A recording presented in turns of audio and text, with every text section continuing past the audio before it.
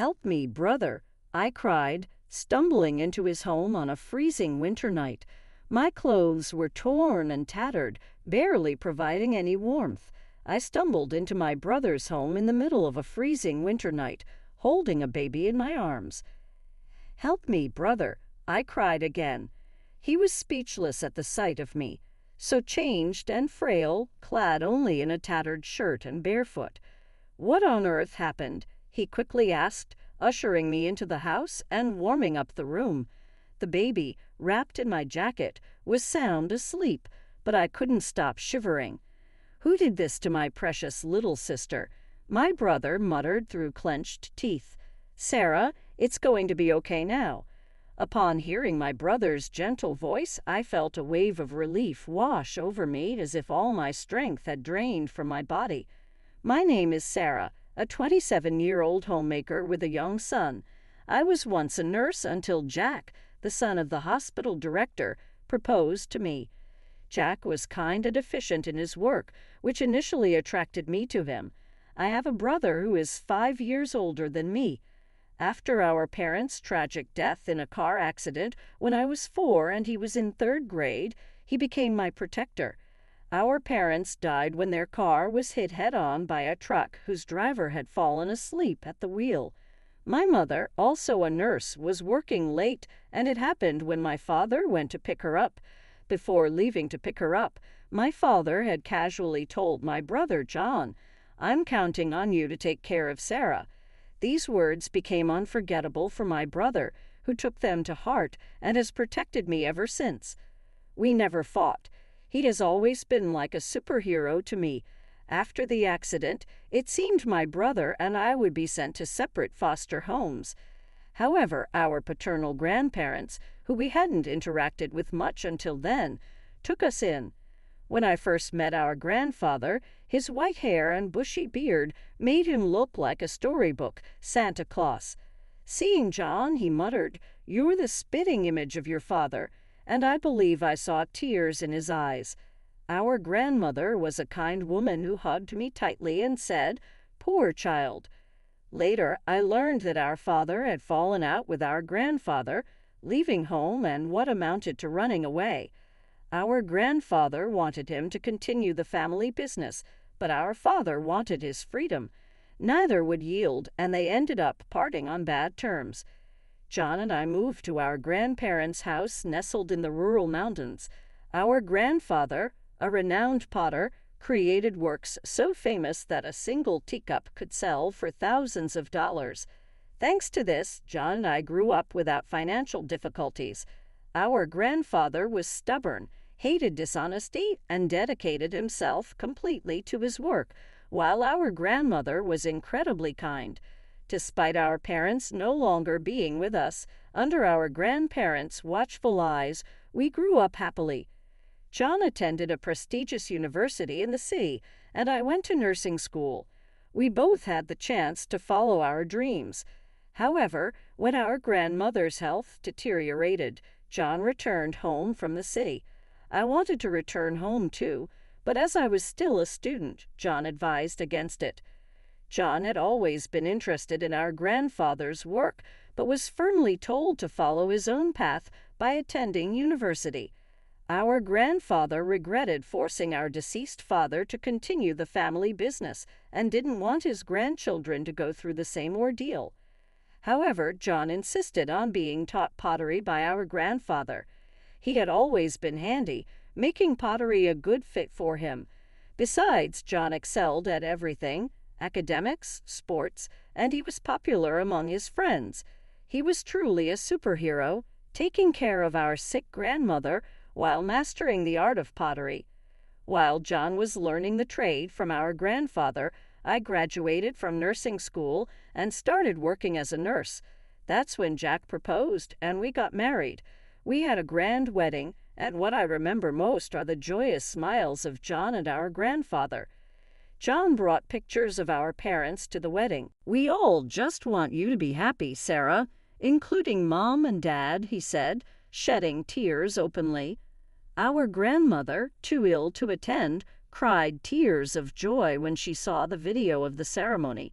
I felt truly blessed with a great family. I quit my job as a nurse, moved into my husband, Jack's family home, and began to support him as a full-time homemaker. We had a child, and Jack was kind. Our life seemed smooth sailing, and I couldn't have imagined the hellish days that were to come. Not long after, my grandmother passed away. Jack attended the funeral with me and comforted me. My grandfather's disappointment was so severe that I couldn't even speak to him. John, while supporting our grandfather, immersed himself more and more into his pottery. 6 months passed. "Help me, brother," I cried as I fled to my brother's place in the middle of a freezing winter night, wearing ragged clothes and holding a baby in my arms. John was at a loss for words upon seeing my drastically changed appearance. I was so skinny and weak, just wearing a thin tattered shirt and barefoot. "What on earth happened?" he asked, quickly letting me in and warming up the room. The baby, wrapped in my coat, was sound asleep, but I couldn't stop shivering. "Who did this to my dear sister?" John murmured through clenched teeth. I felt a wave of relief wash over me as if all strength had left my body. I didn't want to worry John or our grandfather, but I had no choice but to tell them. I began to recount the events at my in-laws' house. Jack and I had been living together, but due to my in-laws' concern that I should rest during and after pregnancy, we moved into their house. My in-laws, both remarried, seemed like a genuinely close family. Jack was the stepson of my mother-in-law. I was happy that my child and I could become part of this family. My father-in-law was kind to me, telling me to make myself at home. Having no father, his kindness was precious to me. However, my mother-in-law seemed not to like this. "You're flirting with my husband, aren't you, you disgusting woman?" she began to say. She started harassing me when my father-in-law was not around. "You're an uneducated child with no parents," she taunted. She not only verbally abused me, but also caused physical harm. She spilled boiling water towards me, planted pins in my meals, and even tried to push me down the stairs. It was life-threatening. My mother-in-law's family had a long-standing reputation in the retail business, managing a major department store chain run by her brother. "Your background is miles apart from mine. You can't blend with someone who grew up in poverty," she said, looking down on me. Then a situation arose that added to my troubles. Due to a shortage of staff at the hospital, a former nurse was often called in to help, working alongside my husband, Jack. During this time, I noticed something unsettling. Jack, being the son of the hospital director, was often seen reprimanding the nurses unreasonably. "Move quicker. You're a nurse getting paid, aren't you? Don't slack off just because my father is lenient. Once I take over this hospital, I won't be so forgiving. How many times do I have to tell you to order the supplies in advance? They're not cheap, you know. Don't take running a hospital lightly," he would scold. Such unreasonable remarks were directed at nurses who were working hard for the patients. "Jack, don't you think that's too harsh? Everyone here is trying their best," I interjected. He didn't take kindly to this. Furious that I had stood up to him, he flew off the handle in front of the other nurses. Since then, Jack became distant toward me. This might have also been influenced by my mother-in-law, who had been telling Jack from the start, "You're too soft on your wife. She's taking you for granted." While my father-in-law was still well, Jack couldn't be openly hostile or abusive in front of him. But then my father-in-law fell seriously ill and became bedridden. When it rains, it pours. My mother-in-law seized the opportunity and made me take care of all the chores, treating me like a housekeeper. I was extremely busy, carrying my son on my back, cooking, doing laundry, and cleaning. Even in front of my father-in-law, my mother-in-law began to mistreat me, but my weakened father-in-law was unable to stop her. "Please don't speak to Sarah that way," he would say. "Here you go again, defending that woman, and you can't even do anything with your frail body." "Oh, how I wish you were gone," she would retort, spewing venom at my sick father-in-law. I endured it for the sake of my son and father-in-law. The harassment escalated. Housekeepers don't eat with the family. Eat the leftovers later, she told me. I was so upset that I lost my appetite. When I looked in the mirror, I was shocked to see my gaunt and ragged reflection. My husband said, "I only married you because you were a bit attractive, but I never thought you'd become such a shabby woman. I'm too embarrassed to be seen with you." He told me to move from our bedroom to the storage room. How cruel can people be? My husband and mother-in-law began to verbally abuse even my son. Of course, he's not smart. Look at who his mother is, my mother-in-law would say.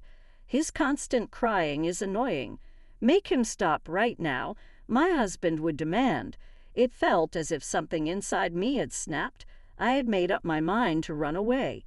My only concern was my father-in-law. If I didn't take care of him, who would? He would be in trouble. But my father-in-law said, "Don't worry about me, Sarah. You should escape to your brother's place." He pulled out several hundred bills from under his pillow and pressed them into my hand. I decided to flee on the spot in the clothes I was wearing.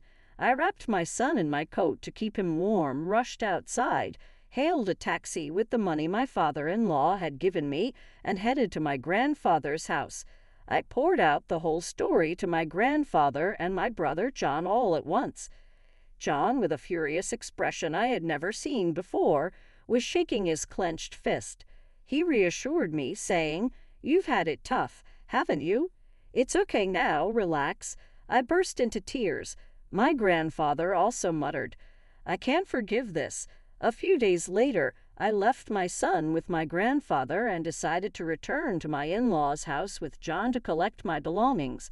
I had left in a hurry without a word, so I thought it would cause trouble if there was any fuss. When we returned to my in-laws' house, my husband muttered with a cold gaze, "You finally returned, ah?"